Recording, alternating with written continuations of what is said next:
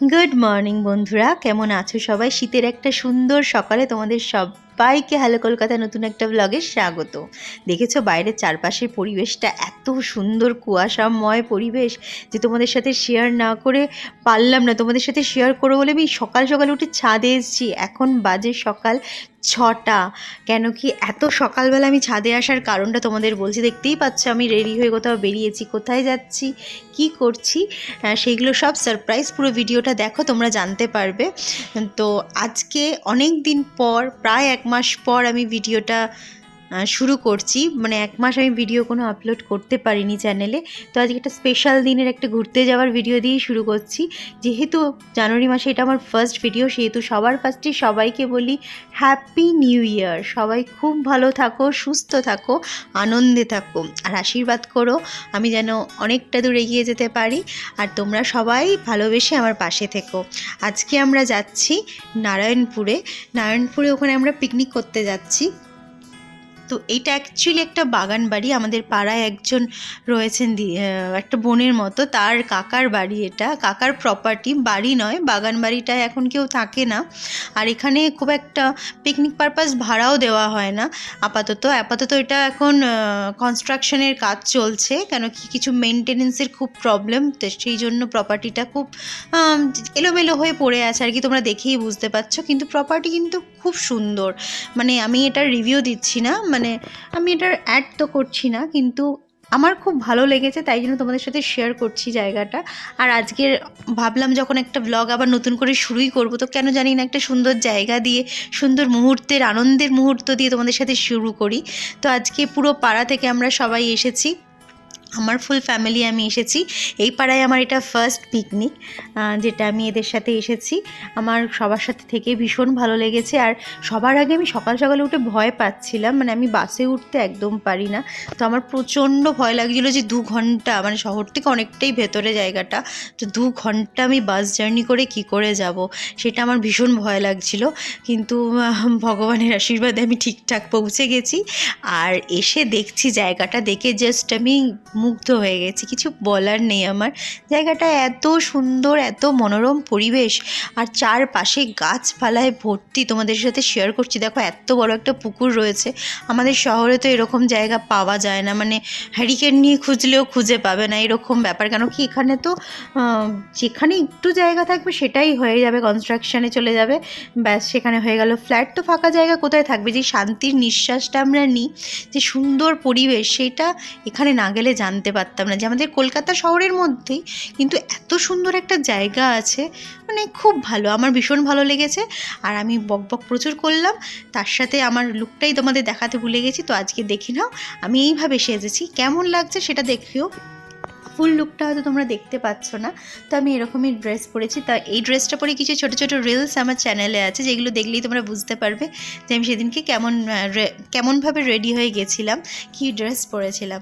তো যাই হোক, কেমন লাগছে ব্লগটা তোমরা জানিও। অনেক দিন পর ব্লগ করছি, মানে ভাবতে পারিনি যে আবার শুরু করব। মানে আমি এত কুড়ে, যারা কন্টেন্ট ক্রিয়েটার তাদের এই জিনিসটা থাকা উচিত নয় যে কাল শুরু করব, কালকের দিন থেকে একটা নতুন ব্লগিং করব। বাট সেটা করতে করতে 1 মাস কেটে গেছে। কিছু ফিজিক্যাল প্রবলেমের জন্য, অসুস্থতার জন্য আমি কিছুদিন গ্যাপ তো দিয়েছিলাম। তারপরে বিভিন্ন কারণে কালকে শুরু করব করে করে না ব্লগটা শুরুই করা হচ্ছিল না। তো অনেক দিন পর ফাইনালি শুরু করেছি একটা মজার ব্লগ নিয়ে। তো যাই হোক, চলে আসি পিকনিকের পর্বে।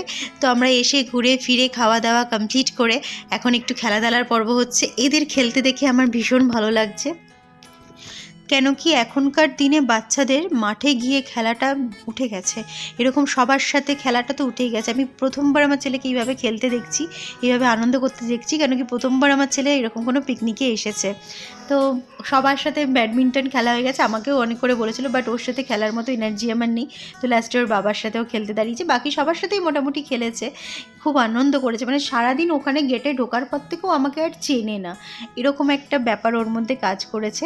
তো এইটা হচ্ছে, আমি একটু বেরিয়েছিলাম ব্যাক সাইডটা দেখার জন্য। ব্যাক সাইডটা এরকমই নর্মাল আমাদের মতোই পরিবেশ, তেমন কিছু না, বাট খুব শান্ত পরিবেশটা।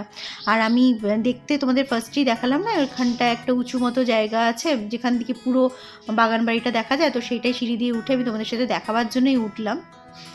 এই জায়গাটার না একটা ভালো বৈশিষ্ট্য আছে, জানো তো, যেখানে দেখছো এরা বসে আছে, মানে দাদাগুলো যেখানে বসে আছে, এই যে দেখো তোমরা বসে তারা তাস খেলছে, কার্ডস খেলছে, তাস না সরি। তো সেই জায়গাটা ওরা একটা কার্পেট পেতে বসেছে।